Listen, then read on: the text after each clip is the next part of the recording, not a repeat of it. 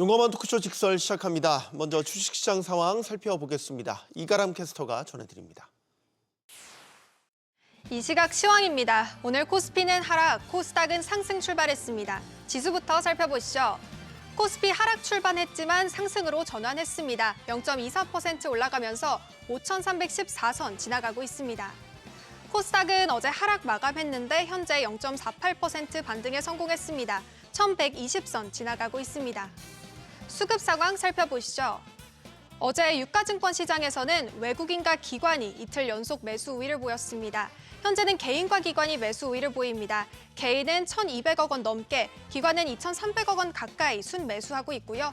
외국인만 홀로 3,800억 원 넘게 순매도하고 있습니다. 코스닥 수급 상황도 살펴보시죠.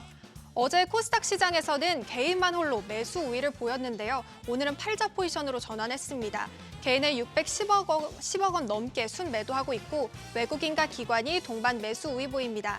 외국인은 521억 원, 기관은 267억 원 순매수하고 있습니다. 시가총액 상위 종목들 살펴보시죠.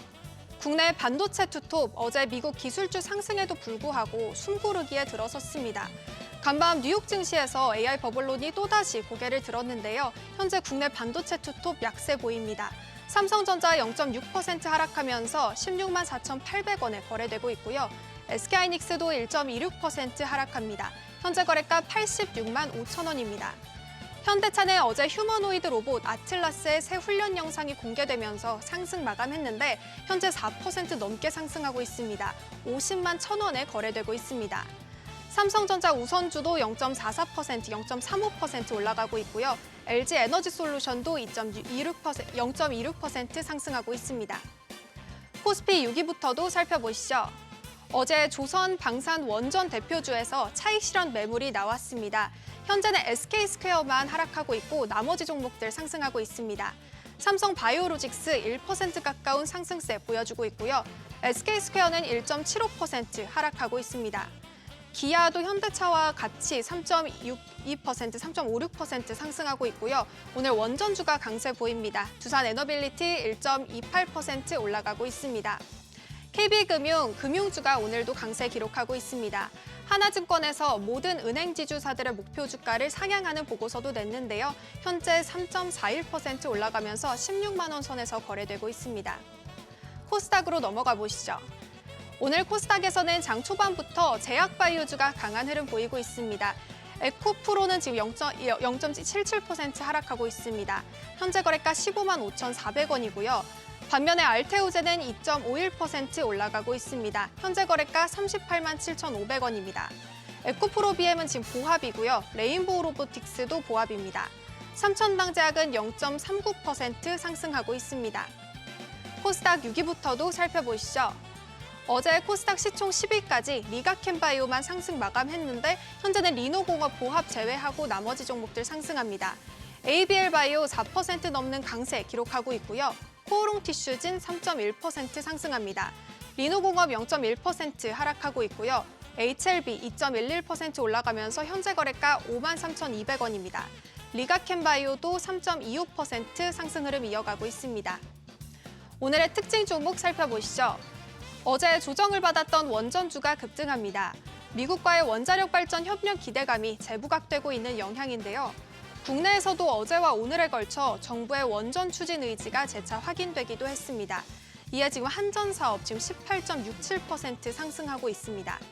대우건설은 미국 원전 시장 진출에 대한 기대감이 커지고 있습니다. 지금 1.56%, 1.7% 올라가고 있습니다. 다음 특징 종목으로 넘어가 보시죠. 최근 며칠간 게임주들의 실적 발표 이후 오늘 게임주가 상승 흐름 보이고 있습니다. 또한 지난주 구글의 프로젝트 진위 공개로 게임사가 위태롭다는 우려에 게임주가 잠시 주춤했지만 오히려 AI를 활용해 수익선이 개선될 수 있다는 분석들이 나오면서 투자 심리가 되살아났습니다. NC소프트는 흑자 전환에 성공했다는 소식에 장 초반부터 상승했는데요. 현재도 5.65% 상승하고 있습니다. 현재 거래가 21만 5천 원입니다. 넷마블도 2.12% 강세 흐름 보이고 있습니다. 외환시장 살펴보시죠.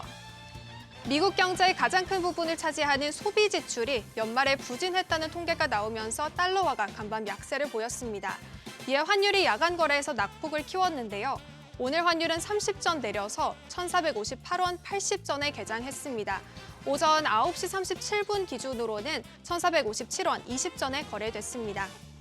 지수 다시 한번 살펴보시죠. 현재 코스피 0.42% 상승합니다. 현재 5,326선 지나가고 있고요. 코스닥도 0.5% 상승합니다. 1,120선 지나가고 있습니다. 지금까지 시장 상황 전해드렸습니다. 네, 시장의 다양한 이슈들을 풀어보는 시장 따라잡기로 이어갑니다. 유니스토리 자산운용 김장렬 투자전략본부장 나오셨습니다. 안녕하십니까? 네, 안녕하십니까? 네. 간밤에 미장 흐름을 보면 기술주에 대한 우려가 좀 수그러드나 했는데 또 고개를 드네요. 사실 테슬라 빼고 M7은 다 떨어졌고 소비도 좀 부진했고 전반적으로 미장이 안 좋아서 영향인지 오늘 우리 장 초반 모습도 신통치 않아 보입니다. 뭐 이거는 뭐 별 카멘트가 할 게 없는 미국 장과 한국 장이었어요. 그냥 그 소비 데이터가 좀 둔화됐다. 네. 성장을 못하고 12월이. 그럼 소비 데이터가 둔화되면은 거기 관련되는 IT 제품 또 반도체 이런 거는 심리적으로는 플러스 요인은 아니지 않겠습니까? 네. 그 정도로 보시면 될 것 같습니다. 그 이상의 임팩트는 사실상은 없고요. 그다음에 뭐 실적도 발표가 대충 다 돼서 크게 뭐 엊그저께 TSMC 실적도 나오고 그래서 크게 펀더멘털 이슈는 아니고 주가가 많이 갔기 때문에 약간 조정이나 아니면 경계감 비슷한 거는 항상 나올 수 있는 그런 상황. 미국은 그렇고요. 한국도 어저께 좀 미리 코스닥은 빠지긴 했죠. 근데 네. 사실은 그저께 막판에 많이 오른 거에 대한 일부 이제 소화 과정. 그저께 이제 코스닥에 대한 평가를 달리해서 아무래도 연기금 같은 데서도 코스닥을 많이 신경 쓸 거다라는 그 섣부른 건 아니고 그런 기대감이 이제 그저께 너무 많이 올라가서 어저께 약간 한 거고 오늘은 저 반작용으로 뭐 더 이상 내려가지 않고 반등을 하는데 어저께는 소비장이 좀 조정을 많이 받았고 오늘은 반대로 그 바이오 쪽이 좀 힘을 내주면서 전체적으로는 플러스 영역으로 흔들리지 않으려고 노력을 하는 것 같습니다만은 외국인 자체는 기본적으로 조금은 좀 쉬어가자는 그런 스탠스가 읽혀지긴 합니다. 그래서 실적에 대한 것도 모멘텀이 대충 다 왔기 때문에 아마 엔비디아 실적에 대한 얘기가 다음 주에 나올 겁니다. 실적 발표는 25일인데 우리가 다음 주 월화수 쉬지 않습니까? 네. 저희도 수요일에 못 뵈니까 아마 엔비디아 실적 발표되기 바로 전날 뵐 것 같은데 네. 다음 주 정도 중반 정도 돼야지 어떤 새로운 또 모멘텀을 찾는 분위기가 가지 않을까 싶습니다. 일단은 기존의 시장을 흔들었던 이슈들은 어느 정도 소화가 됐고 이제 우리 같은 경우 설 연휴를 딱 앞두고 있지 않습니까? 네네네. 그러면 지금의 일종의 뭐 좀 쉬어가는 장세는 설 연휴까지는 어느 정도 불가피하다 이렇게 봐야 되겠습니다. 뭐 들어가실 분들은 많이 들어가셨기 때문에 추가적으로 들어가신 분은 아마 구정 연휴 때 많이 가족들 모여서 네가 돈 땄니 내가 돈 벌었니 뭐 그런 얘기하면서 스트레스 받기도 하고 스트레스 주기도 하고 이런 모임이 되지 않을까 싶은데 네. 아마도 그럴 거예요. 그리고 나서 새로운 자금을 가지고 다음 주 목요일날 들어오시는 분이 있을 수 있지만 만약에 돈이 필요하신 분이나 그런 분들은 일부라도 어저께 오늘 이 실현을 하실 수도 있고요. 그러면 주식은 좀 그렇죠. 속강 상태로 이거래일이 가는 게 지나야 현금으로 이제 찾으실 수 맞죠. 있으니까. 네. 굳이 뭐 반도체적으로 영향을 미친 거는 내일은 하나 있어요. 우리가 샌디스크가 좀 많이 빠지긴 했는데 고점에서 키옥시아라는 일본의 그 샌디스크 낸드가 하이닉스가 주식을 갖고 있고 샌디스크 관련되는데 얘네가 내일 실적 발표합니다. 네. 그래서 낸드에 대해서 가격 예측이나 분위기 얘기할 것 같고요. 또 중요한 거 데이터 센터 업체들을 데이터 센터 부지방 갖고 있고 거기 운영해 주는 회사 있어요. 그걸 렌트해 주고 에퀴닉스라는 회사가 있습니다. EQINIX라고 미국에 상장돼 있는데 얘네가 오늘 밤 내일 새벽에 실적 발표하는데 보통 데이터 센터가 얼마나 많이 이제는 필요한가에 따라서 얘네들한테 임대를 미리 6개월, 9개월, 10개월, 12개월 전에 하는 그 트렌드를 예측할 수 있거든요. 그래서 네. 에퀴닉스의 실적에 대한 거 이 두 가지가 내일 볼 수 있는 모멘텀 내지는 그 포인트 이 정도 말씀을 미리 드릴 수 있겠습니다. 그건 변수로 안 보세요? 네, 어떤 거 말씀하시는 거죠? CPI CPI. 고용 나오고 고용 데이터 그다음에 이제 미국 CPI 나오지 않습니까? 네네 고용 데이터가 많이 무너지면은 금리 인하를 할 수도 있지만 어쨌든 청문회도 거치고 어떻게 할지 모르니까 우리 와시 때문에 흔들렸던 거는 이분이 금리 인하를 안 한다 매파냐 금리 인하를 하더라도 이제 양적 긴축을 할 수 있느냐 이런 거잖아요. 네. 이분의 스탠스를 아는 건데 CPI 넘버 하나 가지고 흔들리는 게 아니라 그거에 엄청 움직이질 것 같지는 않거든요. 왜냐하면 CPI는 금리 인플레가 잡힌다는 신호긴 하는데 보세요.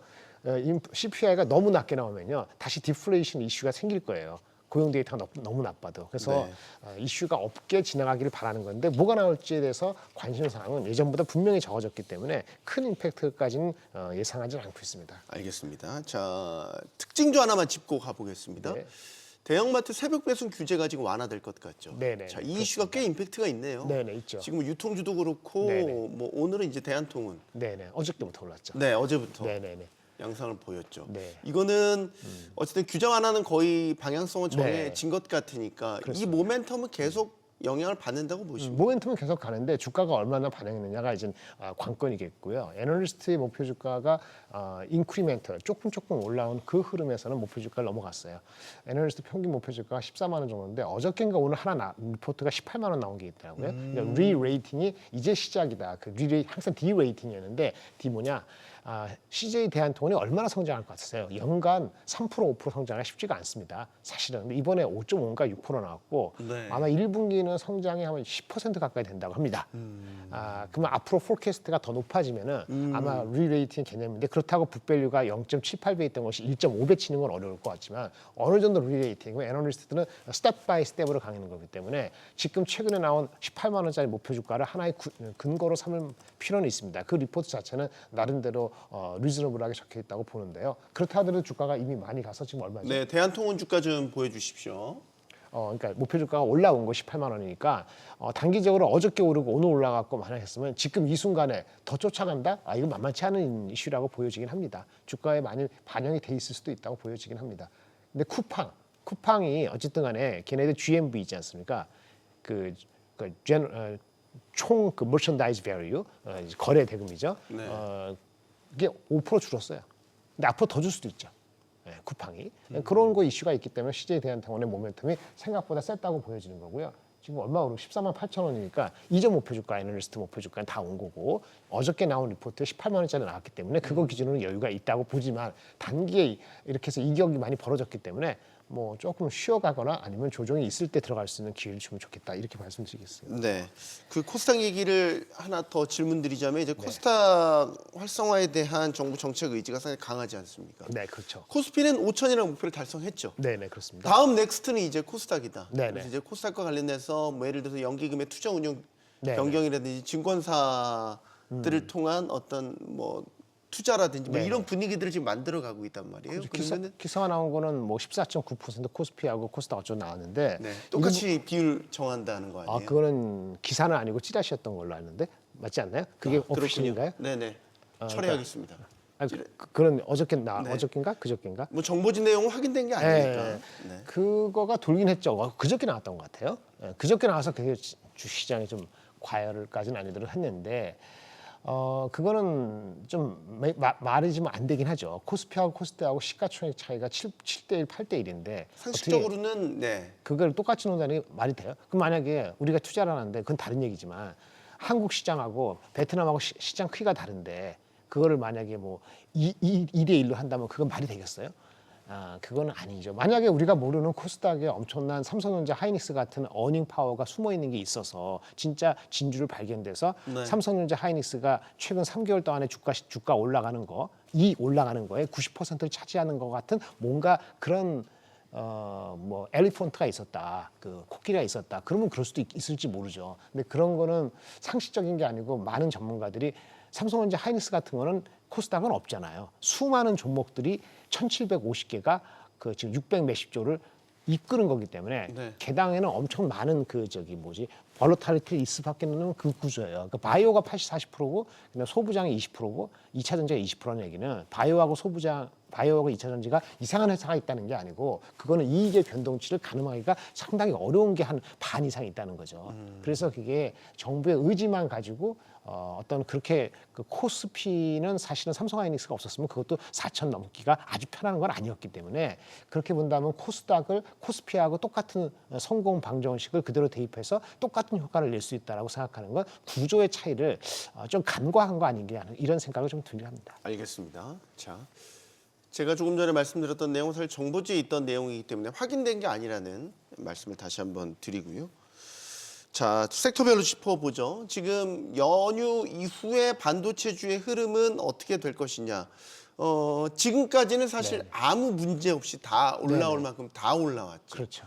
밸류상으로 봐도 실적 발표 때는 물론 퍼가 네. 좀 떨어지긴 했지만 아주 뭐 주가적인 측면에서는 훈풍이었단 말이죠. 그렇게 말씀하셨어요. 설 연휴 이후의 방향성이 궁금합니다. 어떻게 바라보고 계십니까? 제가 앞전에 말씀드린 내일 키옥시아 실적 나오면서 낸드 가격에 대한 얘기가 어떤 반향을 일으킬지 조금 보긴 봐셔야 될 거예요. 물론 디램이 7, 80%고 낸드는 2, 30%이기 때문에 비중은 작습니다만은 샌디스크나 키옥시아가 실적 발표하면서 전반적인 얘기를 좀 구체적으로 할 수 있다면 혹시라도 낸드 가격이 디램 가격이 1분기 때는 엄청 오르거든요.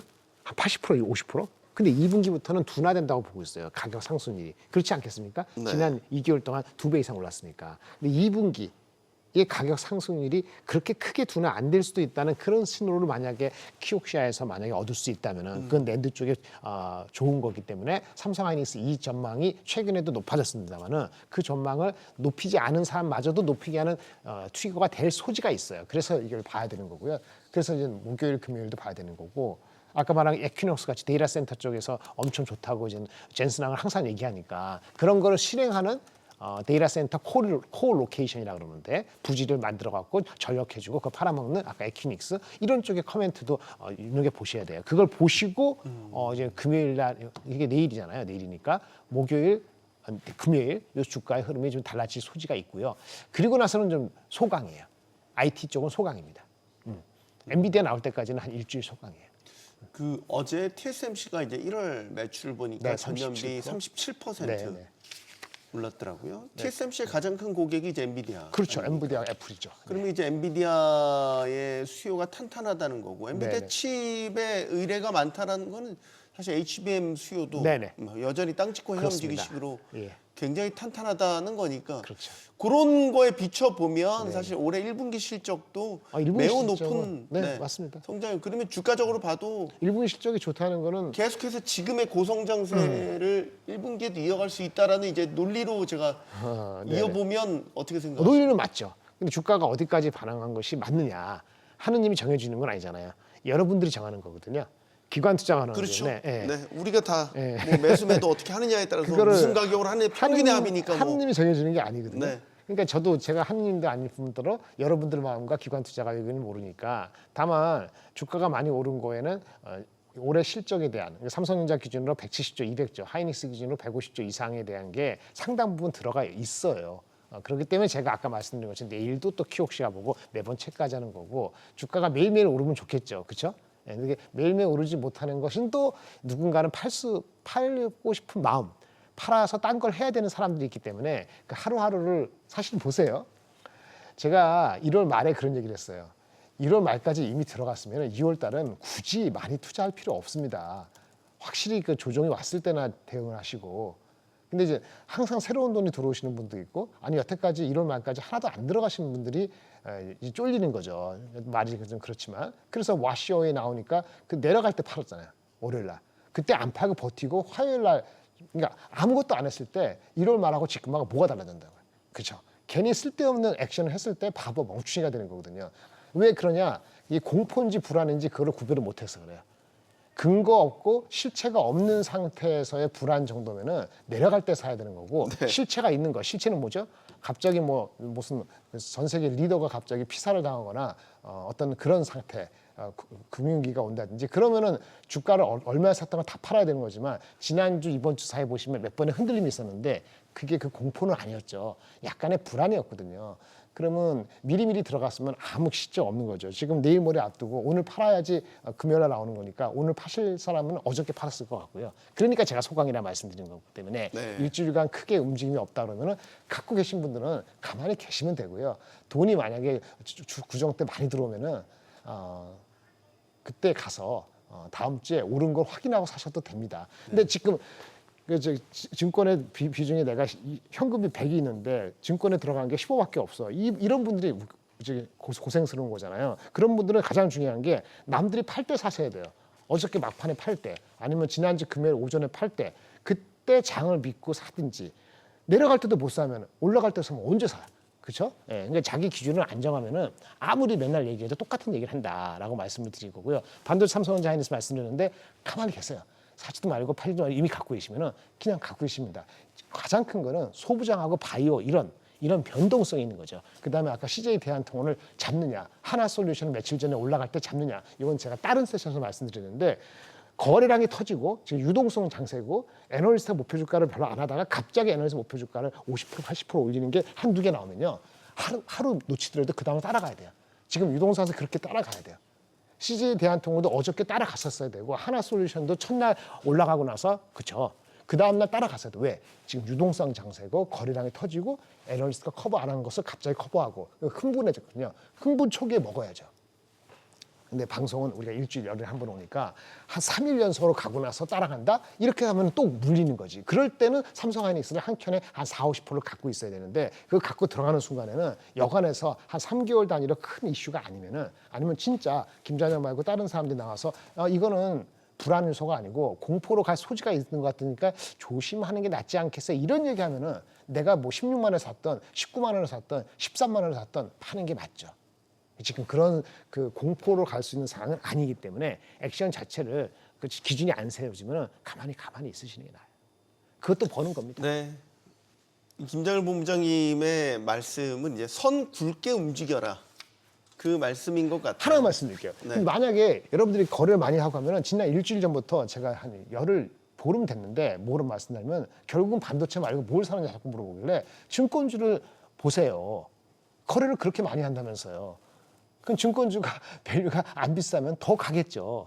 근데 또 그래. 미래에셋증권? 미래에셋 좋죠. 하지만 미래에셋은 다른 것 때문에 미리 간 거 있으니까 덜 간 것도 교체 매매가 되잖아요. 수완 매매 되잖아요. 그럼 삼성증권도 보이고 다른 것도 보이는 거예요. 그러니까 마음의 문을 열고 삼성전자에 맨날 짝값 사고 팔고 이렇게 하는 것도 필요하지만 지금은 이제 아직은 그럴 때는 아닌 것 같아요. 이렇게 말씀드렸습니다. 길게 말씀드렸죠. 네, 아니 뭐 우리 본부장님이 이제 직설을 해주셨네요, 정말로 진심을 담아서 직설이라 직설. 네, 해주셨는데 그래도 바보 멍충이라는 표현 안 됩니다. 죄송합니다. 저희가 방송이기 때문에 네. 자제를 부탁을 드리겠습니다. 네. 현대차는 왜 힘이 빠졌죠? 이게 이제 조정을 받은 이유는 확실하죠. 네. 트럼프 대통령이 25% 관세 관세. 엄포를 놓으니까 조정받는 이유는 알겠는데 수습 국면으로 들어갔잖아요. 네네. 그러면 이제 예를 들면 현대차 주가 기준으로 50만 원을 회복할 만도 한데 그렇죠. 아직까지는 네네. 네, 그 예전 회복력을 보이지는 못하고 있어요. 네. 그러면 로봇 예를 들어서 로봇과 관련된 성장성 모멘텀이 사라진 거냐? 그건 아닌 것 그건 같거든요. 아니죠. 지금의 상태를 어떻게 봐야 되겠습니까? 일단은 오늘은 일단 많이 오르는데 그렇게 반등을 하네요. 그래도 50만 원 됐나요? 아직은 안 됐습니다. 바로 밑에 왔네요. 네. 절묘한데 그 리포트가 80만 원짜리가 한 2번 나왔을 때 제가 모 방송에서도 여기서도 얘기한 것 같긴 한데 그 스토리 50만 원, 40만 원이 아니고 80만 원 이 갭 있잖아요. 그거의 상당 부분은 현 비즈니스가 아니고 보스턴 다이내믹스하고 그다음에 현대차 자동차의 공장을 AI 팩토리화 시켜서 거기서 나온 데이터 포인트를 가지고 다른 자동차 업체한테 비즈니스를 파운드를 해주는 거 이런 걸 네. 다 한 거거든요. 근데 여러 가지 그 어썸션이 있는데 가정이 있는데 그걸 다 믿으면요 80만 원 되죠.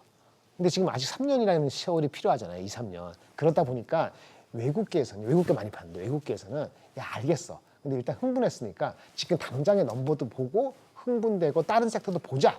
그래서 지금 동참을 안 하는 거예요. 근데 가치는 뭐냐? 보통 이렇게 이구동성으로는 아니지만 몇 군데서 좋게 나오면은 사람들이 흐름이 제 경험상 말하는데 반 정도는 믿고 들어갑니다. 그 얘기하는 거, 그 스토리, 코어가 아닌 그 보스턴 다이내믹스 이런 그 AI 팩토리의 스토리를 반만 믿으면요, 그 가치가 제가 계산하면요, 딱 50만 2천 원이 나와요.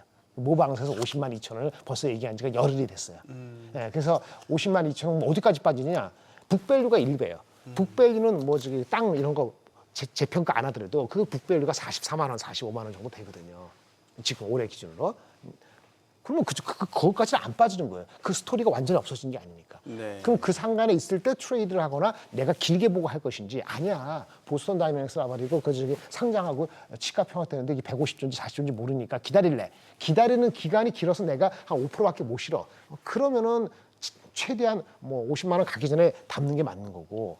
만약에 이게 금방 될 것 같아. 그러면 50만 원에도 사도 결국은 먹을 수 있고 이러는 거예요. 그래서 외국인은 동참을 안 했다? 외국인은 실질적인 넘버를 중요한 사람이 더 많기 때문에 지금은 동참을 안 하고 애틀라스로 보시고 그거 실제 눈이 잠깐 보여지고 이렇게 할 때나 조금 반응하는 사람이 있다. 시간이 좀 필요하다. 60만 원, 70만 원 갈 때까지는 이렇게 말씀을 드릴 수 있겠습니다. 알겠습니다. 자, 방산주를 한번 짚어보죠. 한화 에어로스페이스가 일단은 4분기 실적, 시장 전망치를 크게 밑돌았습니다. 네. 여기는 실망감이 분명히 좀 큰 것 같아요. 네네 맞습니다. 이게 한화에만 문제가 아니라 방산주 전체로 혹시 뭐 주가도 워낙 많이 올랐던 데다가 최근에 또 잠수함 수주와 관련해서 아직까지 뭐 좋은 신호들이 나타나지 않고 있다 보니까 좀 안 좋은 분위기가 겹치는 것 같아요. 일단 그 잠수함 건은 하나 에어로스페이스보다는 물론 하나 오션의 직접이기 때문에 하나 오션하고 현대중공업이 신고에 조선이 좀 더 가깝죠. 네, 네. 그걸 갖고 있는 하나 오션의 자회사니까 하나 에어로스페이스 있는데 하나 에어로스페이스 그 말고도 전반적으로 그 포함해서 자회사의 그 실적이 좀 안 좋아서 그래서 이번 실적이 조금 미스했어요. 실적이 미스된 게 있고요. 근데 그 모멘텀은 뭐냐? 수주가 확인되면 돼요. 수주 확인될 때까지 기다리는 모드였다. 이렇게 말씀을 드릴 수 있겠고요. 지금 주가는 지금 110만 원 정도, 120만 원 안 되는데 밸류에이션이 절대 비싸진 않아요. 근데 단기 모멘텀에서는 조금 강력한 상태는 아니다. 이렇게 말씀드릴 수 있겠고 방산 전반적으로는 사실은 약간 엇갈리긴 합니다. 한국항공우주 같은 모멘텀이 꽤나 셌고요. 이 조정, 어떤 주가 조정이 약간의 그 차이실에 있었습니다만 전반적으로는 어쨌든 우크라이나 그런 거 모두 때문에 주가가 약간 쉰 면이 있기 때문에 전체적으로 이렇게 말씀드릴게요. 다음에 다시 오더 플러가 나오면 주가는 올라갈 겁니다. 올라갈 텐데 예전에 9월, 10월 가을 때처럼 그 전고점을 쉽게 뚫고 모든 방산이 좋게 될 것이다라고 낙관만 하지 마세요. 그냥 어떤 포트의 한 부분이라는 생각을 하셔야 되고 결국은 하나 에어로스페이스가 제가 봤을 때는 애널리스트 목표주가 150, 160만 원이니까 한 130만 원 정도를 안착을 하면 전체적인 섹터가 갈 수 있지만 그렇지 않으면 지금 약간 트레이딩 영역과 오더를 기다리는 모드다. 이렇게 말씀을 드리겠습니다. 마지막 질문은 금융주 질문 드릴게요. 지금 이달 안에 3차 상법 개정 예, 맞습니다. 아마 통과를 하려고 지금 계속 논의가 활발하게 이루어지고 있습니다. 그러면 이제 은행주, 금융주에 대한 뭐 증권주도 마찬가지죠.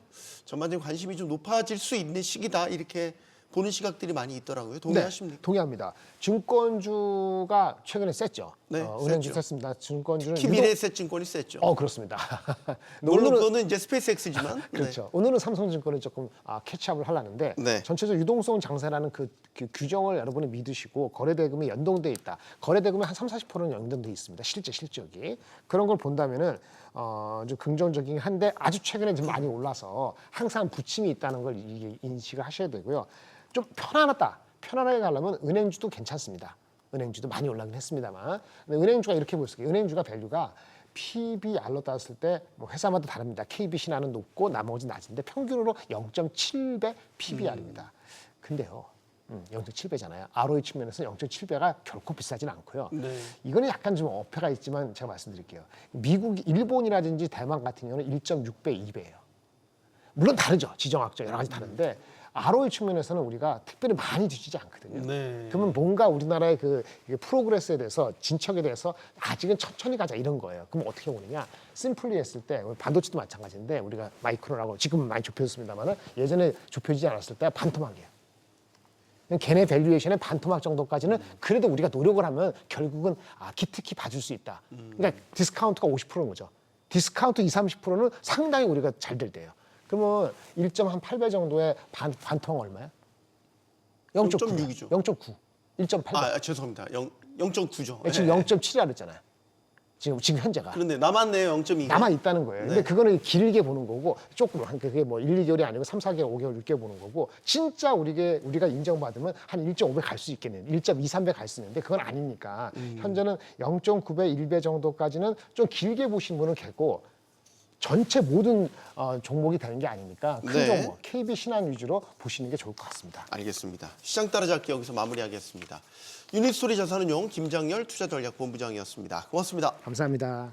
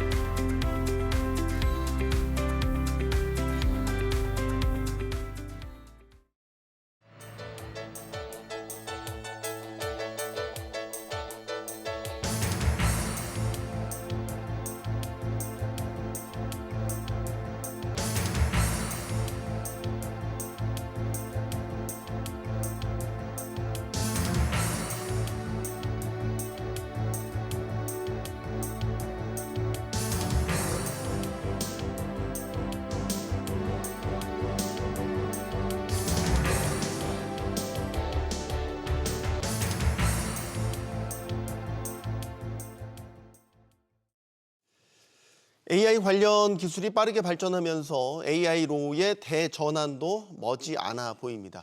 자, 그로 인해서 우리나라의 수출 효자, 반도체 산업이 발전하는 등 긍정적인 효과도 있죠. 하지만 또 다른 측면에선 승자 독식 구조 속에서 우리가 과연 살아남을 수 있을지 이런 치열한 고민도 시작됐습니다. 우리나라는 땅도 좁고 자원도 부족한 상황에서 인재를 최고의 경쟁력으로 삼아서 세계 10대 강국의 자리에 올랐죠. AI 시대에서도 역시 우리가 믿을 수 있는 건 인재를 통한 기술 발전인데 여기에 정책적인 뒷받침이 따라준다면 더 큰 도약도 기대를 해볼 수 있을 겁니다.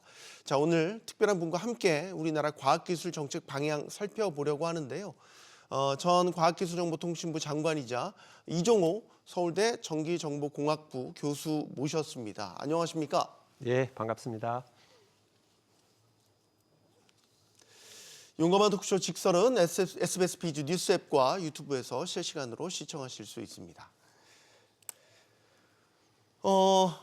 장관을 지내신 이후에 이제 서울대 반도체 공동연구소에서 소장을 역임하기도 하셨습니다. 일단 최근의 근황을 소개를 좀 해주시죠. 어떻게 보내셨습니까?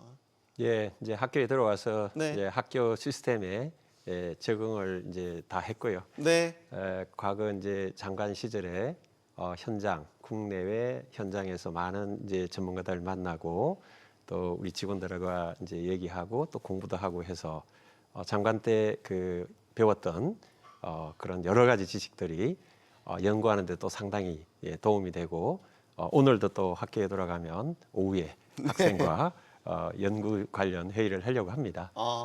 지금 방학인데도 연구는 끊이지 않고 있군요. 이제 뭐 제자들 대학원생 제자들도 이제 소위 말해서 랩 안에서 계속해서 연구가 활발하게 진행 중이군요. 요즘 같은 때는 이제 반도체 산업 다시 이제 호황으로 들어서고 하니까 분위기가 좀 다시 뭐라 될까 역동성이 일어난다고 할까요? 이제 R&D 예산도 뭐 이재명 정부 들어와서 좀 많이 늘고 했으니까 그런 부분들에 대한 기대감도 좀 있겠어요. 예, 뭐 여러 가지로 이제 그 반도체 전공하시는 분들이 네. 최근에 이제 반도체가 어떻게 보면은 이제 우리나라 어떤 그 국부 창출에 굉장히 큰 기여를 하고 있다는 측면에서 굉장히 이제 자부심이 느껴지는 그런 시기라고 볼 수 있습니다. 그래서 반도체를 하겠다는 학생들도 상대적으로 좀 많아지는 것 같고 네. 그런 뭐 긍정적인 효과가 있습니다. 알겠습니다. 뭐 최근 반도체 산업이 이른바 뭐 슈퍼사이클이다. 이제 이런 이야기들을 많이 하지 않습니까? 지금 AI 산업 붐이 이제 일어나니까 특히 이제 메모리 반도체 우리나라가 잘하죠. 뭐 부르는 게 값이다. 가격이 폭등하고 있다. 뭐 이런 이야기들 많이 들리고 있습니다. 요 지금 반도체 슈퍼사이클이라는 게 사이클이라는 게 이제 올 잘 됐다가 내려갔다 이렇게 왔다 갔다 하지 않습니까? 얼마나 길게 갈 거라고 예상을 하고 계십니까? 지금 이제 예전에도 이제 그 사이클이라는 게 늘 있었죠. 예, 업다운으로 파도처럼, 있었는데 네. 이제 지금은 이제 사이클 중에서도 슈퍼 사이클, 이제 AI가 견인한 어떤 그 메모리 수요의 엄청난 폭증을 통해서 이제 메모리를 엄청나게 필요로 하는 거고요.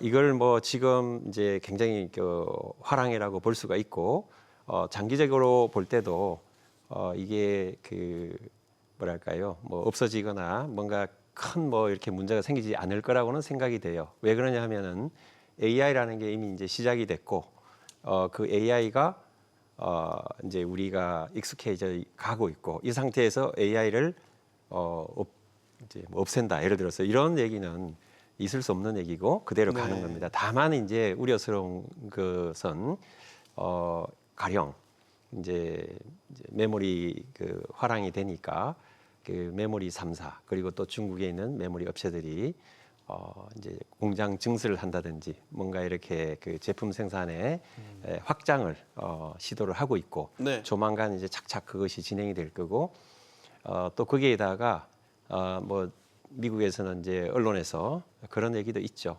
AI 기회인가 거품인가 그런 얘기도 이제 언론에서 나왔습니다.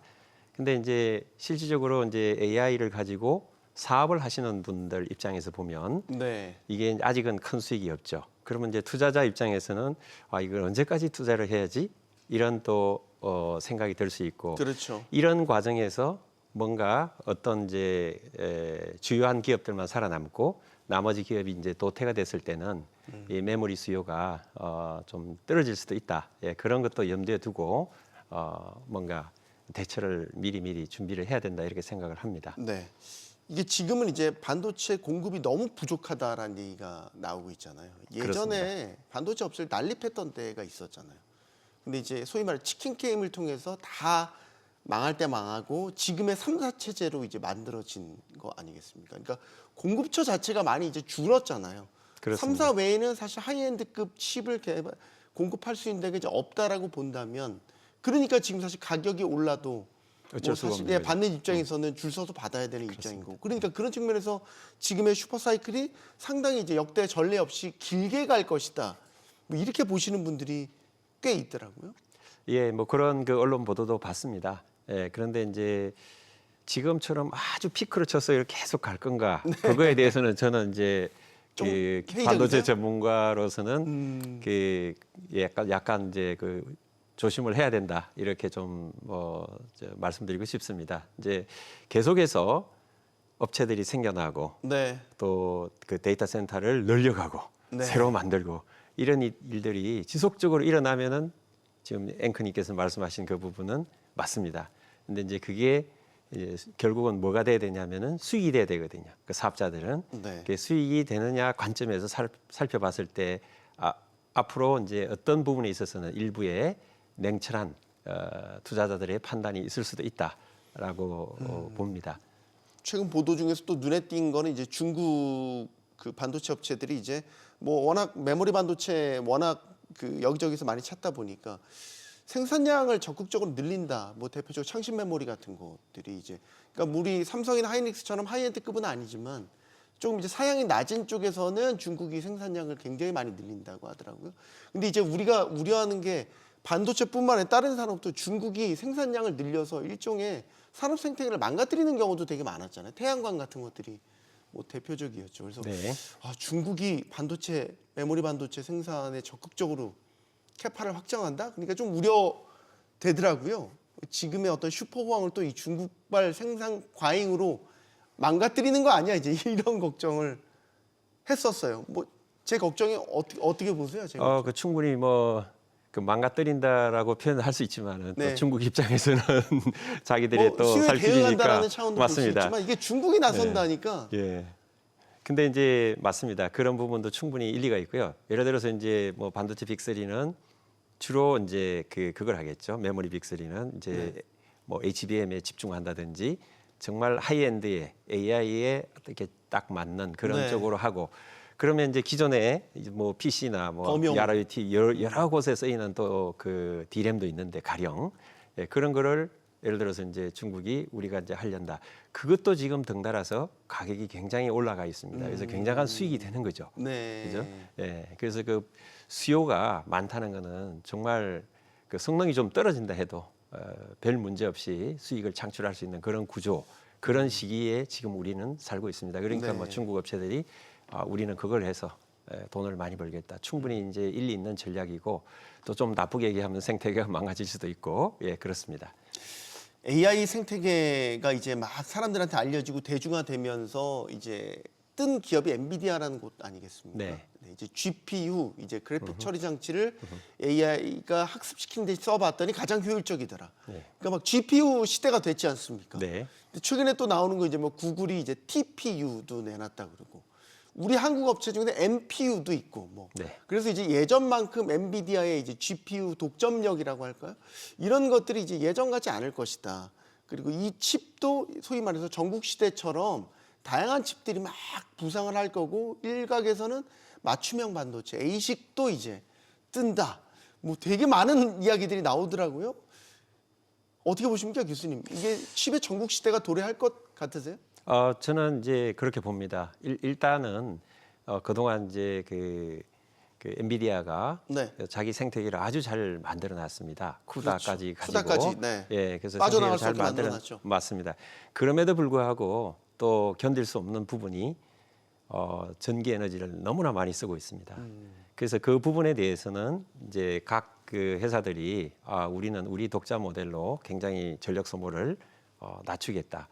이건 굉장히 이제 어필이 되는 그런 어떤 부분이고, 네. 그래서 이제 또 자기 사업에 맞게 또 그 칩 설계를 할 수 있는 능력도 가지고 있고, 또 심지어 쿠다와 유사한 그런 소프트웨어 개발도 하고 있습니다. 그래서 아마 앞으로 말씀하신 대로 이런 이런 그 가속기 칩의 춘추 전국 시대가 또 열리지 않을까 그렇게 기대를 하고요. 심지어 이제 단순히 그 디지털 연산을 하는 그런 것뿐만 아니라 네. 작은 그 일을 하는 AI 쪽에서는 이 아날로그 컴퓨팅도 할 수 있습니다. 그런 것도 아날로그 컴퓨팅이요? 예, 제가 좀 이제 질문지에 뭐 이런데 없는 얘기를 좀 했는데 흥미로운데요? 네. 지금은 이제 그 AI 하시는 분들은 모두 디지털 컴퓨팅이라고 볼 수 있고 네. 우리 사람도 아날로그 컴퓨팅을 하는 거거든요. 결과적으로 보면 네. 그러니까 좀 더 사람 친화적으로 가는 것이 이제 아날로그 컴퓨팅인데 그런 부분도 어떤 그 요소에 활용될 그런 시기가 오고 그런 경우에도 거기 뭐 시스템 소프트웨어도 필요하고 그래서 이제 다양성이 있습니다. 그래서 제가 이제 그런 거를 미리 좀 간파를 했고 네. 2022년에 제가 장관됐을 때 그때 이제 간파를 했고요. 예. 23년 초부터 야 이거 기존의 전통 소프트웨어뿐만 아니라 이런 그 하드웨어를 어웨어하는 알고 하는 하드웨어가 이제 다양하게 바뀔 수 있을 텐데요. 앞으로 AI가 다양하게 나오기 때문에 네. 그러니까 거기에서 뭔가 역할을 제대로 할 수 있는 시스템 소프트웨어 이거를 개발해야 된다. 그래서 그게 이제 그 K 클라우드 예타 사업에 포함이 됐고 실제로 이제 작년에 연구비가 지급이 되고 연구를 하고 있습니다. 사실 좀 더 빨리 했었으면 좋겠다 하는 생각도 있었지만 그래도 잘 대처를 해서 한국이 또 이런 AI 쪽에서 뭔가 이게 많은 그 사업들이 만들어질 수 있는 또 기반도 만들었다 이렇게 좀 보고 있고요. 그것도 이제 앞으로 정부에서 잘 챙겨서 또 발전시키는 그런 또 프로그램을 아마 만들고 있을 겁니다. 네. 그러니까 이제 뭐 엔비디아만 언제까지 독주를 할 거냐. 예. GPU에 버금가는 혹은 GPU를 대체할 수 있는 이런 칩들이 이제 한국 기업들이 개발을 하고 나올 수 있다면 너무 좋은 거 아니겠어요? 특히 이제 뭐 엔비디아도 스타트업에 시작했지만 한국의 스타트업도 이런 칩 개발 연구 제자분들 중에서도 뭐 창업을 해서 연구비 받아가지고 그런 칩 만들 수 있는 것 아니겠습니까? 그렇습니다. 저도 이제 처음에는 이제 뭐 이런 뭐 벤처 생각이 전혀 없었는데 네. 요즘은 이제 학교에서 어느 분이 제가 이제 벤처 합니다. 그러면 교수님이 애국자십니다. 네, 그렇게 하고 과거에는 그렇게 하지 않았습니다. 아이고 수업도 하시고 연구도 하셔야 되는데 힘드시겠습니다. 건강 조심하십시오 이렇게 했는데 네. 지금은 이제 그렇게 하고 있고 저희 학생들 중에서도 좀 뭐 벤처를 할 수 있으면 해봐라라는 말도 하고 있고요. 사실 이제 국내 그런 그 뭐 언론에 잘 알려져 있는 뭐 피리오사나 니벨리온 같은 경우에 NPU를 하고 있는데요. 네. 그걸 이제 개발하는 거를 도와주고 뭐 이런 것도 중요하고 또 중요한 게 사실은 있습니다. 뭐냐면 뭡니까? 실증을 할 수 있는 아. 그런 그 사업도 잘 만들어서 네. 국내에서 트랙 레코드를 반드시 만들어야 됩니다. 그거 없으면은 아무리 친한 외국의 어떤 사업자라도 절대 또 정부라도 절대 받아줄 수가 없습니다. 그건 이제 그런 프로그램을 잘 만들어서 우리 그 칩들이 뭔가 성능 검증이 돼야지 외국으로 나갈 수 있다라는 거 꼭 우리 뭐 정치권에서도 좀 그런 걸 생각해 주시고 또 정부에서는 아마 하고 있을 것 같습니다만은 네. 그래도 좀 더 신경을 써야 되는 부분이다 이렇게 말씀드리고 싶습니다. 이게 이제 반도체 산업이 단순한 산업이 아니라 이제 안보와 엮이기 시작하면서 주요 국가들에서 이제 직접 지원, 아예 이제 안보 영역으로 묶어서 뭐 대규모 보조금을 지급한다라든지 다른 데가 들어올 수 있게 차단막을 친다라든지 어쨌든 육성과 보호를 위해서 많은 노력들을 기울이고 있습니다. 그에 반해서 이제 우리의 지원 현황은 어떤가? 예를 들면 요즘에 많이 논란 화제가 됐던 용인 클러스터에 대한 문제라든지 이런 것들을 보면 상대적으로 좀 헐겁다라는 느낌을 많이 받게 되거든요. 반도체 업계에 종사하시는 분으로서 국가적 차원의 반도체 지원 현황 어떻게 평가하십니까? 예, 그러니까 이제 주요국들 반도체 그 경쟁국이라고 해야 되겠죠. 네. 예, 거기에서는 보면 분명히 이제 국가가 뭐 팹을 건설하든지 할 때 그 순간에 대해서는 보조금을 줘서 뭔가 이렇게 빨리빨리 뭔가 좀 도움이 될 수 있는 그런 그 지원을 하고 있는 게 사실입니다. 사실이고 또 뭐 경우에 따라 다르지만 이제 세액 공제도 있고 네. 우리나라는 이제 세액 공제 위주로 이제 이렇게 정부가 도와주고 있는 입장이고 뭐 반도체의 종사하는 업계에 있는 아니 뭐 학교죠. 예. 뭐 좀 더 이제 그런 부분에 대해서 지원이 돼서 반도체가 활성화되고 그거를 이용한 여러 가지 이제 그 파급 산업도 아주 그 강국이 되는 그런 형태의 지원이 있었으면 좋겠다라는 거는 제 또 염원이기도 하고 많은 또 그 반도체 쪽에 계시는 분들이 그렇게 생각을 하고 있습니다. 네. 그런 거와 더불어서 좀 뭔가 이렇게 그 법적인 측면에서도 뭐 늘 논란이 되어 왔던 그 주 52시간 근로시간 제한 같은 것도 좀 이렇게 융통성 있게 활용할 수 있게 적어도 그렇게 좀 지금 물론 뭐 부분적으로 제도가 있긴 있다고 하지만 그걸 네. 뭐 자유스럽게 좀 할 수 있는 방안들을 자꾸 만들어서 뭔가 제도적뿐만 아니라 뭐 이런 그 금전적인 지원 이런 거와 더불어서 제도도 같이 이렇게 좀 함께 가는 그런 게 중요하겠다 그렇게 생각을 합니다. 전반적으로 말씀을 들어보면 많이 부족하다라고 보시는 것 같습니다. 뭐 상대적으로 이제 반도체가 굉장히 중요한 어떻게 보면 이제 국가의 전략 그 산업이 되었습니다. 네. 뭐 그걸 또 심하게 얘기하면 무기화한다. 뭐 이런 정도까지 표현을 할 정도로 굉장히 중요한 산업이 되어버렸는데 그런 위치에 있는 반도체 입장에서 봤을 때 네. 조금 아쉬운 면도 있다. 그렇게 좀 보입니다. 이게 만약에 이제 지원 자체가 좀 부족하고 이런 상태가 만약에 장기화된다면 팹이라는 게 꼭 이제 한국 안에서만 짓는 게 아니라 뭐 해외에도 다 가지고 있지 않습니까? 그러면 예를 들면 세제 혜택 더 주겠다, 지원금 더 주겠다 이런 대로 팹 자체가 옮겨갈 수도 있는 거고 그럼 국내에는 뭐 우리 흔히 걱정하는 산업 공동화, 뭐 반도체 단지 공동화, 뭐 이제 이런 것들도 우리가 걱정을 해야 될까요, 교수님? 그러니까 뭐 이제 예를 들어서 한국에서 뭐 개발하고 생산하는데 참 문제가 많다. 예를 들어서 사업자 입장에서 그렇게 된다면은 이제 하나 둘 이렇게 분산을 시킬 가능성도 있죠. 왜 그러냐면은 뭐 다른 나라는 그걸 굉장히 이제 환영을 하고 아마 뭐 모르긴 하되 아마 이제 두 회사의 이제 높으신 분들은 세계 각국에서 우리나라에 네. 그런 그 반도체 공장을 공장 지어달라. 지어달라. 뭐 이런 요청 아주 되게 많이 받는다고 하잖아요. 그렇습니다. 그런 상황에서 한국의 여건이 단순히 뭐 예를 들어서 보조금을 준다. 보조금도 중요하죠. 우리가 뭐 식물을 키우는데 물만 주면 식물이 자라는 건 아니거든요. 네. 그래서 여러 가지 그 생태계를 만들어줘야지 식물이 잘 자라는데 그 생태계는 제도적인 것도 있고 법적인 문제 이거를 좀 사업하는데 좀 유도리 있게 좀 풀어줘서 뭔가 이렇게 세계적인 경쟁력을 더욱 더 갖출 수 있는 환경을 만들어줘야 된다. 그렇지 않으면은 같은 돈을 써도 기울어진 운동장에서 싸움을 하게 되는 그런 그 결과를 가져오고 불리합니다. 이재명 정부가 들어서면서 AI 3대 강국이라는 이제 목표를 어젠다를 제시를 했습니다. AI 3대 강국 세 손가락 안에 든다라는 얘기잖아요. 그럼 이제 현실적으로 우리가 뭐 예를 들면 미국과 중국이 탑 1, 2라고 치고 그 다음에 이제 우리라는 건데 처음에 이 얘기를 들었을 때는 너무 높은 목표치를 잡은 것 아니야? 뭐 이런 식으로 걱정하시는 분들도 좀 있더라고요. 손에 잡힐 만한 AI 3대 강국 목표라고 보십니까? 저는 뭐 가능하다고 봅니다. 뭐 그래요? 제가 장관일 때도 이제 그 목표는 AI 3대 강국이었고요. 그러니까 목표를 향해 나아간다라는 의미인 그런데 건지 이제 의지의 자세히 표현인 보시면요. 건지. 그냥 3위 그러니까 우리가 그렇게 잘해? 이제 이렇게 느낌이 드는데요. 네. 속마음은 저 같으면 1위 했으면 좋겠는데 그건 이제 현실적으로 굉장히 어렵고요. 그러니까 이제 그 이제 순위를 이렇게 딱 보면은 뭐 미국, 중국은 굉장히 그 뭔가 영향이 높습니다. 그러면 그 뒤에 나머지 국가들은 어떻게 보면은 좀 표현이 그렇습니다만은 도토리 키재기 같은 느낌이 좀 듭니다. 그러니까 저는 3위를 하더라도 의미 있는 추격자가 돼야 되는데 3위라는 게 3위 집단 안에 속해 있는 그냥 원오브 댐이면 그게 과연 3위를 한데 탑3가 된다고 한들 의미가 있겠나라는 정말 잘 지적하셨습니다.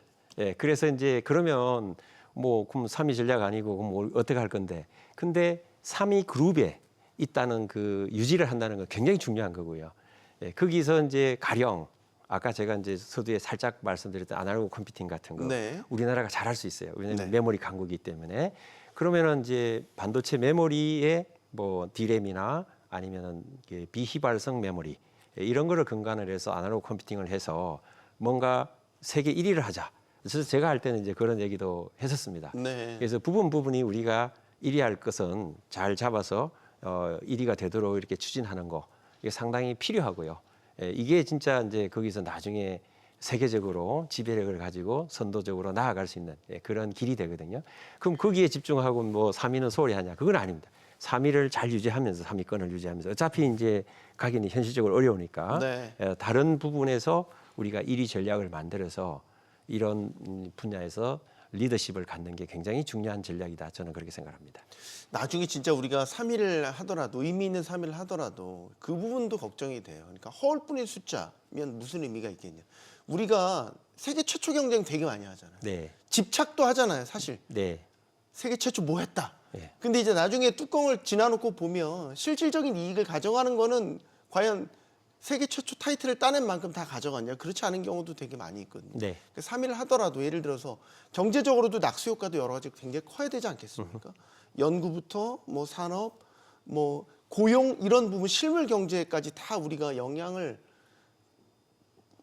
고루고루 이제 배분이 돼야 3대 강국이 되더라도 정말 의미 있는 3대 강국이 되지 않겠습니까? 그렇습니다. 그렇습니다. 이제 먼저 했다는 거 입장에서는 또 상당히 의미 있는데 그거는 이제 우리나라뿐만 아니라 다른 나라도 마찬가지예요. 네. 뭐 우리는 뭐 이런 기술을 먼저 했는데 알고 봤더니 돈을 많이 버는 나라는 다른 나라더라. 그러니까 이제 제주는 고미 부리고 왜 돈 왕서방이 가져간다. 뭐 그런 이게 형태가 된 무슨 거죠. 의미가 있는 3위일까? 그러니까 그런 3위가 되지 않아야 되잖아요. 그렇죠. 그래서 이제 그 내실에서 뭔가 이제 촘촘하게 디테일하게 뭔가 이제 뭐 특화 모델을 개발한다든지 우리의 그 강점, 우리나라가 가지고 있는 강점이 있습니다. 여러 곳에서 제조도 있고 뭐 의료 뭐 여러 가지가 있는데 그런 부분에 AI를 잘 접목을 해서 나아간다면 우리가 이제 경제적으로 뭔가 이렇게 이득을 볼 수 있는 그런 그 일들이 앞으로 일어날 겁니다. 네. 지금 그 한국형 AI 구축을 위해서 소위 말해서 이제 정부가 국가대표를 뽑고 있습니다. 이걸 이제 소버린 AI라고 하는데 독자적인 AI 파운데이션 모델을 이제 만들 것이고 이걸 수행할 이제 사업자를 선정하는 과정에 있죠. 이게 이제 일종의 무슨 그 대회처럼 이렇게 예선부터 본선 이렇게 차근차근 이제 올라가서 탈락자가 생기고 이제 이런 과정을 겪고 있는데 논란이 좀 됐어요. 네. 규칙을 좀 바꿔서 우리가 생각했던 강력한 후보자가 떨어졌고 뭐 그걸 또 뒤늦게 문제가 될 것 같으니까 또 재도전의 기회를 줬고 재도전의 기회를 줬는데 안 나선 재도전 안 하겠대요. 그러니까 한 번 더 이게 논란이 됐고 이게 이런 잡음 없이 좀 가면 좋은데 뒷말이 무성합니다. 이 사태 보면서 어떤 생각 드셨습니까? 그러니까 이제 이런 그 어떻게 보면은 이제 경진대회라고 해야 될까? 이제 시작은 이제 다스 팀이 해서 뭐 몇 개월 지나서 하나씩 떨어뜨리면서 이렇게 하는 근데 네. 이제 새로운 제도고 신선하고 좀 이제 그 기발한 방법이라고 볼 수 있는데 이제 그런 걸 하는 과정에 있어서 뭔가 그런 이제 의도치 않는 잡음이 생긴 거는 뭐 사실인 것 같고요. 근데 세상에 이제 모든 일을 아무리 준비를 잘해도 하다 보면은 또 그런 일이 좀 생기기도 합니다. 그걸 너무 이렇게 나쁘게 볼 것은 아니라고 저는 생각을 하고요. 혹시 장관 출신이셔서 정부 그렇지는 입장을 너무 않습니다. 그렇지는 않습니다. 왜냐면 이제 너무나 예상했던 강력한 후보자가 떨어지니까 네이버라고 그냥 말씀드릴게요. 예. 네. 언론에 네이버가 다 나와 있던데요. 네. 네이버 클라우드가 떨어져서. 예. 사실 우리나라에서는 이제 LLM 모델을 가장 먼저 선보인 곳이 네이버였고 네. 연구도 제일 많이 진행됐고 투자도 가장 많이 한 곳으로도 알려져 있죠. 그런데 이제 떨어지니까 다들 이제 왜 떨어졌나 봤더니 이제 기준을 이게 이제 독자 파운데이션 모델이라는 기준에서 보면 뭐 이제 중국산 일부 썼던 게 이제 그 평가를 좀 낮게 받는 이유가 됐고 그것 때문에 떨어졌단 말이죠. 예.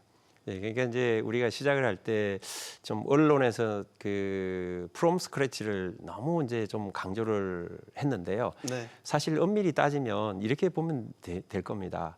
자, AI라는 기술 자체가 한국에서 뭐 세계 최초로 만들어진 게 아니지 않습니까? 그러면은 다른 나라에 있는 거고, 그 다른 중국도 마찬가지죠. 말하자면은 이제 뭐 그 원래 이제 AI 아키텍처나 알고리즘을 처음 뭐 잘하신 분들이 중국이 아니거든요. 네. 그러면 이제 그걸 가져와서 개량해서 발전한 거 아닙니까?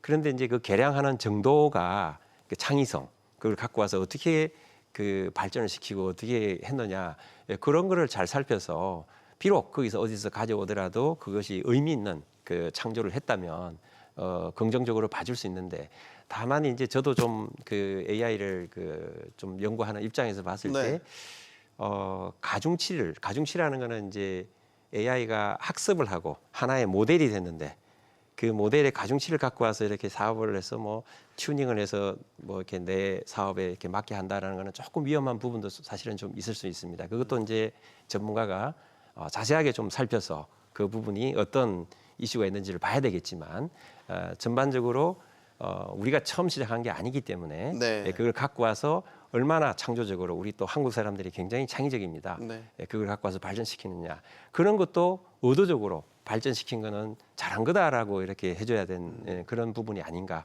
가점을 줘야 된 게 아닌가 저는 개인적으로 그렇게 생각을 합니다. 이 정도까지만 얘기하겠습니다. 예. 더 많이 얘기를 해봤자 예. 지금 이제 AI가 뭐 전 세계적으로 확산되고 있는 건 다 알고 있는 거고 가장 패권 경쟁을 치열하게 벌이는 곳이 이제 미국과 중국이라고 알고 있습니다. 네. 남의 나라 싸움이기 때문에 제3자 입장에서 이걸 어떻게 봐야 될까? 미국과 중국 누가 승기를 잡을 거라고 보십니까?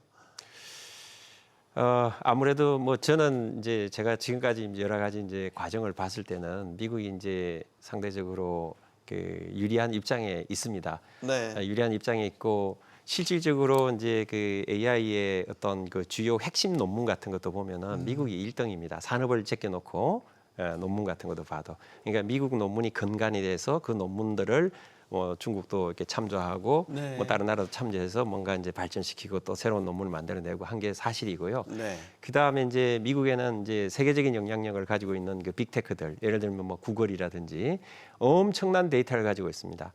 이 데이터는 돈을 주고도 살 수가 없는 거고요. AI 이퀄 데이터, 뭐 좀 심하게 얘기해서 이렇게도 볼 수 있는 거거든요. 예, 그렇기 때문에 이제 뭔가 이제 앞으로 현 상황에서 이 이제 전략이죠. 미국과 중국이 어떤 전략을 가지고 이제 가느냐에 따라서 달라질 수 있는데 현재는 이제 미국이 우위에 있는 거고요. 예, 앞으로도 이 우위는 이제 자칫 전략을 잘못 쓰면 이 전략의 바탕에는 저는 이제 통찰력이 있다고 생각을 하는데요. 네. 이게 이제 그게 흐트러져서 뭔가 전략을 잘못 잡으면은 이게 이제 뒤집힐 우려도 있는 거죠. 뒤집힐 우려도 그건 뒤집힐 뭐 수도 있다고 보세요? 전략을 잘못 잡아서 이제 가버리면 그게 그 뼈아픈 그 결과로 이어진다는 거는 역사가 이미 많이 이제 증명을 했고요. 예, 예. 그 뒤집힐 때 우리가 딱 그 사이를 치고 들어가야 되는데. 그러면 그렇지 얼마나 않겠습니까? 좋겠습니까? 네. 그러면 그런 얼마나 통찰력을 좀 좋겠습니까? 발휘해 주십시오. 그래서 미리 이제 딱 준비를 하는 게 굉장히 준비하고요. 네. 예, 중요하고요. 그래서 그 통찰력 있는 분들을 이렇게 잘 모셔다가 미래에 대해서 준비를 잘 하는 게 중요하다. 이렇게 말씀드리겠습니다. AI도 계속 진화를 하죠. 올해 CES를 보면 이제 AI가 피지컬 AI로 진화할 것이다라는 게 또 세계적 화두가 됐습니다. 그러면서 이제 소위 스타가 된 게 이제 현대차, 보스턴 다이나믹스가 선보인 이제 아틀라스라는 휴머노이드 로봇, 사람 몸을 닮은 이제 로봇이었죠. 여기 이제 피지컬 AI로 이제 우리가 통칭을 합니다. 네. 피지컬 AI, 하드웨어와 결합되는 AI로도 저희가 볼 수 있는데 요 피지컬 AI 시대에는 우리가 좀 선두 자리를 노려볼 만하다고 보십니까? 뭐 많은 노력이 필요한데요. 예, 뭐 그 가능성은 있다고 저는 생각을 하고 있고요. 네. 예, 여기서는 이제 데이터가 기존에 이제 예를 들면 아까 좀 전에 제가 구글 말씀드렸는데 구글이 모아놓은 데이터하고 또 성격이 좀 다릅니다. 이게 3차원 공간에서 학습에 필요한 로봇이 학습에 필요한 그런 이제 데이터를 만들어야 되고 그런 데이터는 만드는 것도 어렵고 그러다 보니까 이제 디지털 트윈이라는 기술을 써서 이제 네. 학습용 데이터도 만들어 주기도 합니다. 네. 근데 거기서도 자 1번 중요한 게 엄청난 데이터. 휴머노이드가 공부해야 되는 데이터. 그 휴머노이드용 데이터라고 해야 되겠죠. 이런 게 굉장히 필요한 부분이 있고요. 그 다음에 이제 로봇이 과거에는 보스턴 다이내믹스가 사실은 이제 유합식으로 하려고 했는데요. 또 이 대목에서 저희 또 한국인 과학자를 한 분을 소개를 드려야 되는데, 네, 소개해 주십시오. 예, MIT의 김상배 교수님께서 네. 예, 그런 그 전동식으로 할 수 있다. 그거를 이제 그때 그 당시의 분위기로 봐서는 좀 야 그건 안 돼. 뭐 이런 거였지만 그분이 또 자기의 그 테뉴어직을 걸고 이렇게 그 개발을 성공을 했고 네. 또 결국은 김상배 교수님의 어떤 대학원생이 이제 보스턴 다이내믹스에 도움을 줘서 네. 유압식에서 이제 전동식 모터식으로 해서 했고 그 안에 있는 기술들이 또 보면 전 세계로 퍼져갔는데 우리나라도 왔지만 중국으로 많이 갔습니다. 대표적인 이제 유니트리라는 뭐 이런 그 중국의 로봇 그 기업들도 그런 이제 기술을 가져와서 뭔가 이제 발전을 시키고 있는 거죠. 예. 그런 많이 유압식으로 갔으면은 저렇게 자연스럽게 못 움직이죠. 아 그렇죠. 네. 예, 그렇게 되는 거죠. 뭐 이런 소리 내면서 이렇게 예, 막 맞습니다. 뚝뚝 끊기는 듯한 느낌으로 가는데 예. 아까 덤블링하고 막 그런 거 보려면 사실 예. 유압식이 아니라 아까 말씀하셨던 이제 모터식으로 해야만 저게 가능한 건데 그 난관을 우리 한국인 그 김상배 교수님이 MIT. 뛰어넘었다. 왜 또 MIT에 계시죠? 그래도 이제 한국에도 잘 도와주시고 지금 한국에 이제 오시죠, 왜? 메타의 그 로봇 개발 팀장을 하고 계신데요. 네. 예. 어쨌거나 이제 그런 데이터도 필요하고요. 그 다음에 이제 이게 기계적으로 잘 움직이는 것도 앞으로 조금 더 이제 연구를 해야 되고 더욱 부드럽게. 그 다음에 중요한 것이 로봇에 들어가는 각종 센서들. 그거를 이제 AI와 연결을 시키는 일들이 아주 큰 숙제고요. 그래서 정말 사람처럼 예를 들어서 이게 이제 따뜻한 그 뜨거운 물컵이다. 그럼 제가 이렇게 탁 잡았을 때 하고 이렇게 빨리 떼야 되지 않습니까? 네. 이런 거를 이제 로봇이 하려 그러면 물론 뭐 로봇은 뜨겁거나 뭐 이건 문제가 아니지만 만약에 그런 경우라고 하면 이거에 관계된 연구도 많이 필요하고요. 이렇게 했을 때 가장 큰 문제가 되는 게 이 전기선이 연결돼 있지 않은 로봇 입장에서 전기 에너지 소모가 아주 또 심각해지고 그래서 지금 뭐 아마도 이제 추측컨대 지금 CES에서 막 그 공연하고 했던 그런 그 휴머노이드 로봇들은 공연 끝나면 바로 쫓아가서 충전해야 되는 네. 그런 일이 지금 일어나지 않았을까 이렇게 추측을 해봅니다. 전기 에너지 소모. 배터리도 키워야 되겠지만은 기본적으로 전력 소모를 줄이는 그런 AI 반도체를 만들어야 되는 게 매우 중요하죠. 사실 그 피지컬 AI는 그런 역량들이 다 응축돼서 그렇습니다. 그게 나오는 되지 하나의, 않으면 네, 이제 찌그러지는 거죠. 작품처럼 보일 수 예, 있는 예, 거잖아요. 예, 예, 말씀하신 예, 이제 전력을 아주 효율적으로 쓸 수 있는 칩 두뇌에 대한 거, 예. 행동하고 할 때 이제 뭐런 관절이나 예, 뭐 기계적인 이런 거. 것들을 기계적인 부분들까지 다 그리고 센서 예민하게 센서도 거기에 다 예민하게 들어가고. 아주 그 얇은 종이도 이렇게 잘 이렇게 집어들이고 이렇게 할 수 있는 거기다 센서. 뛰어난 배터리. 예, 뭐 이런 배터리 뭐 이게 총체적으로 잘 돼야 되는데 생각해 보니까 우리가 다 갖고 있군요. 그렇습니다. 그래서 그러니까 가능성이 피지컬 있는 거죠. AI에서 한국의 경쟁력이 부상을 할 수 있다. 그렇습니다. 예, 상대적으로 좀 낫다. 그 다른 그 전통적인 AI에 비해서 네. 이렇게 말씀드릴 수 있습니다. 중국보다 잘했으면 좋겠습니다. 중국이 하도 홍보 영상들을 막 배포해서 뭐 춤추고 공연하고 뭐 별 희한한 뭐 뭐 중국 입장에서는 무술하고 그럴 수 뭐 있죠.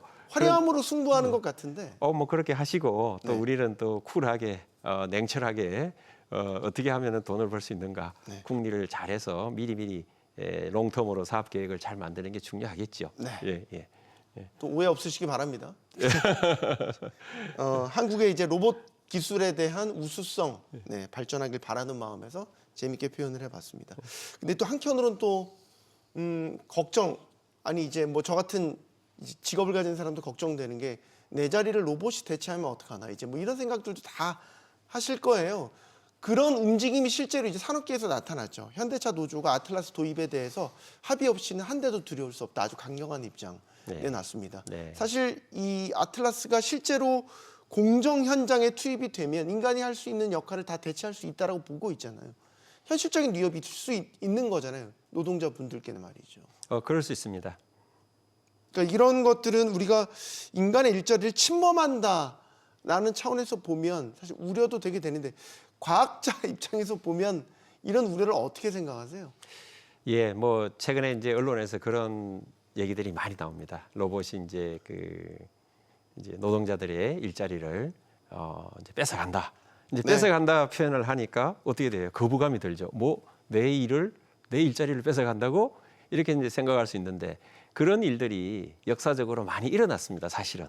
근데 이제 그렇게 해서 이제 기술이나 문명 대전환이 일어나고 나니까 또 그 기술로 인해서 많은 또 일자리가 또 새롭게 만들어지는 거예요.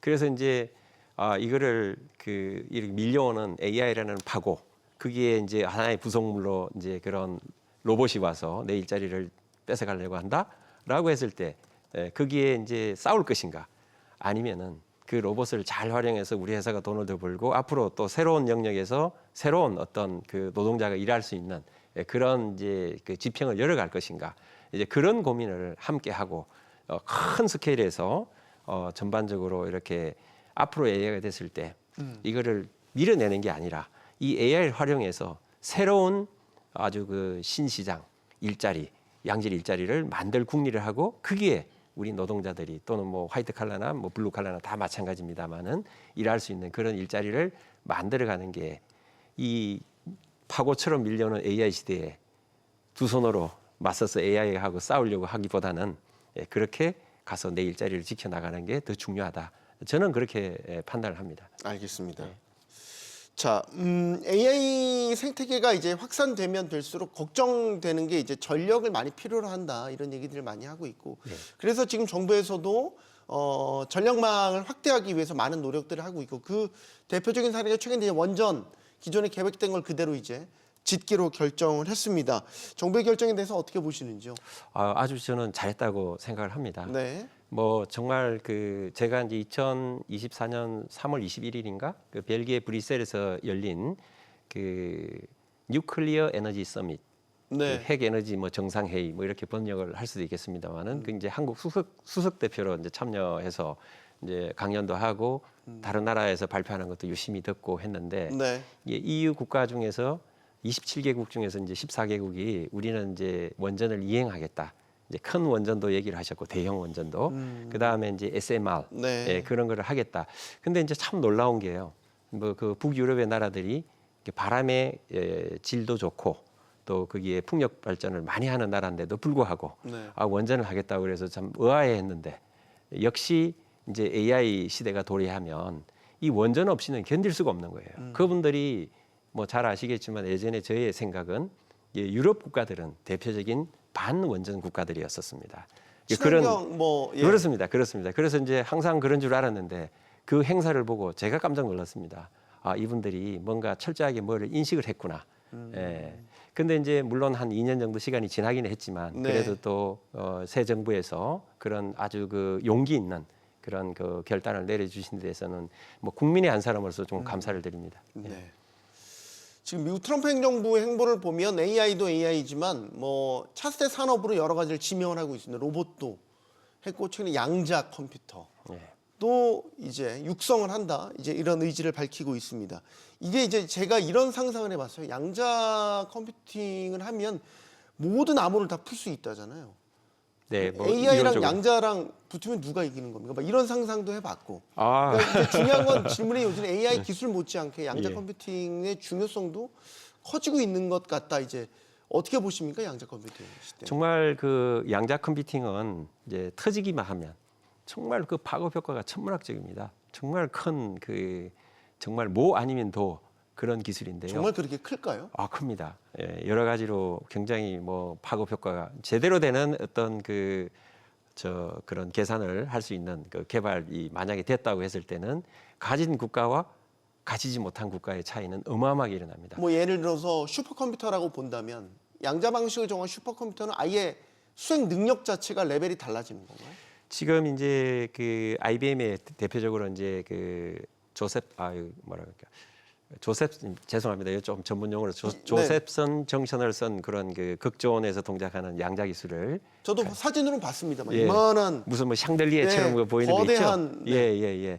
근데 그게 옆에 있으면은 하이 퍼포먼스 컴퓨팅이 옆에 또 붙어 있습니다. 그래서 이제 전체적으로 OS를 잘 만들어서 양자 컴퓨터가 잘하는 계산은 여기서 하고 그 외에 다른 뭐 연산은 또 기존의 컴퓨터가 하고 뭐 주변에 또 에러 커렉션을 하는 그런 컴퓨터 같이 있고 그게 풀 세트가 하나의 이제 그 세트로 만들어지는 거고요. 그래서 그 활용이라는 거는 국가 안보사적으로 봤을 때 굉장히 이제 중요할 수가 있고요.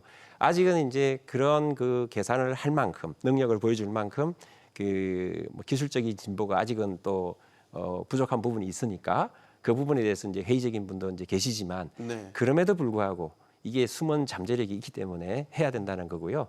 또 심지어 AI 학습도요. 그런 이제 학습의 또 그 핵심은 이게 좀 우리가 딥러닝에서 학습의 약간 기술적인 부분인데요. 핵심은 이제 편미분 방정식을 푸는 그런 단계들이 많이 있는데 해를 굉장히 또 빨리 잘 계산할 수 있는 그런 또 양자컴도 앞으로 활성화된다면 그런 것도 해볼 수 있습니다.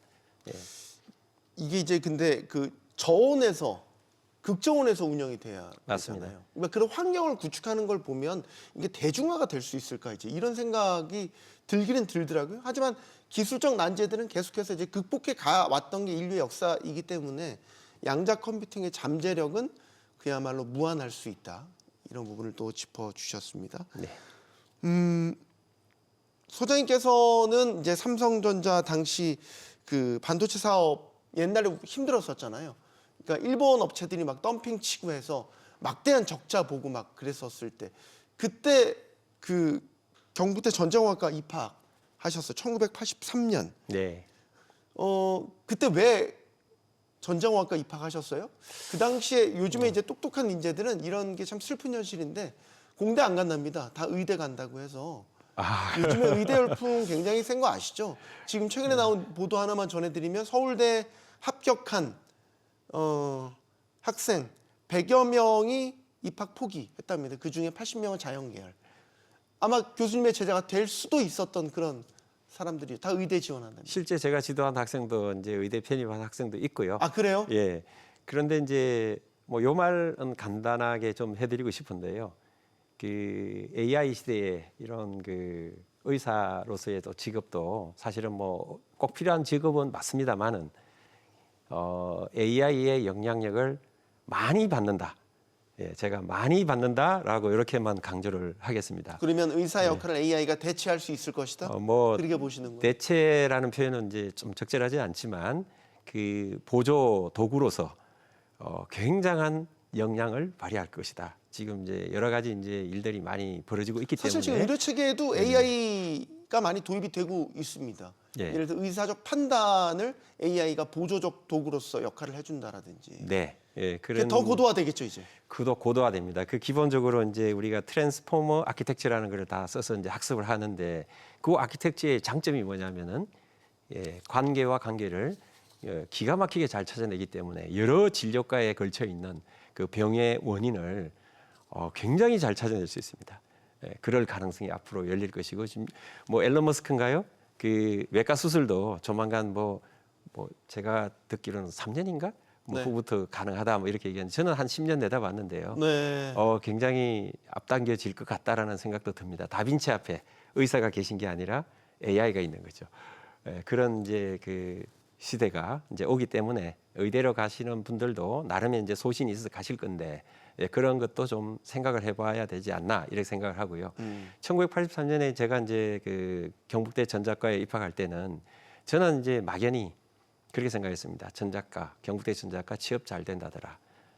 그래서 이제 그쪽으로 가게 됐습니다. 원래 꿈은 이제 그런 것보다는 물리 같은 것도 하고 싶었고, 네. 그런데 이제 그런 거는 아니었고, 근데 이제 가다가 또 하다 보니까 이게 난 교수도 할 수 있겠다 그래서 그리고 사실 그때 이제 그런 그 좀 어떻게 보면은 굉장히 어려운 뉴스도 들었습니다.